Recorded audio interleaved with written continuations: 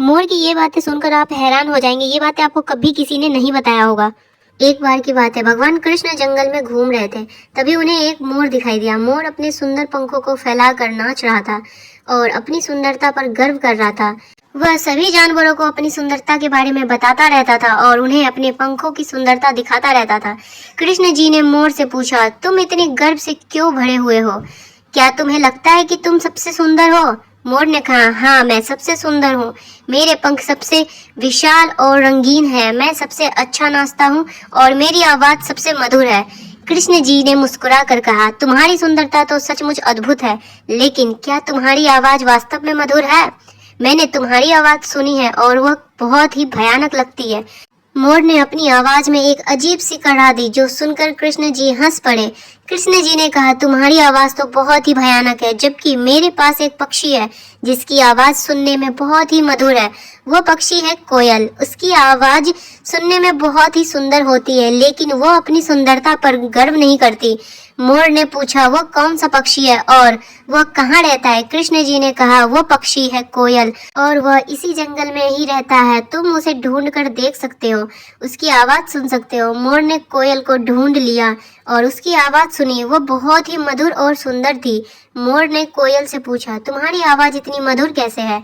कोयल ने कहा, मैं अपनी आवाज पर गर्व घमंड नहीं करती, बल्कि मैं भगवान कृष्ण की गुणगान में अपनी आवाज का उपयोग करती हूँ। मैं उनकी महिमा का गान करती हूँ, जिससे मेरी आवाज मधुर लगती है।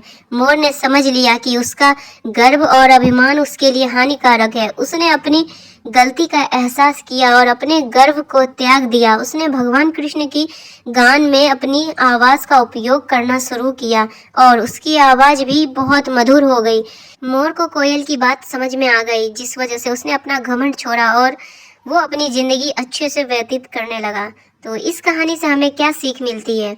इस कहानी से हमें यही सीख मिलती है कि गर्व और अभिमान हमारे लिए हानिकारक हो सकते हैं और हमेशा विनम्रता और सहजता का मार्ग अपनाना चाहिए। साथ ही यह कहानी हमें यह भी सिखाती है कि असली सुंदरता बाहरी नहीं बल्कि आंतरिक होती है और भगवान की गुणगान में हमारी असली सुंदरता का प्रदर्शन होता है।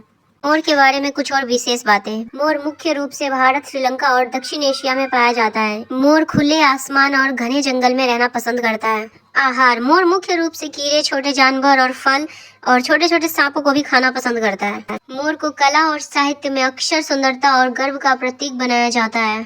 मोर अपने पंख फैलाकर एक बहुत ही सुंदर नृत्य करता है, जो आकर्षण और प्रजनन के लिए होता है। दोस्तों, पहले मोर बहुत ही संख्या में पाया जाता था, जो कि हर जगह देखने को भी मिलता था।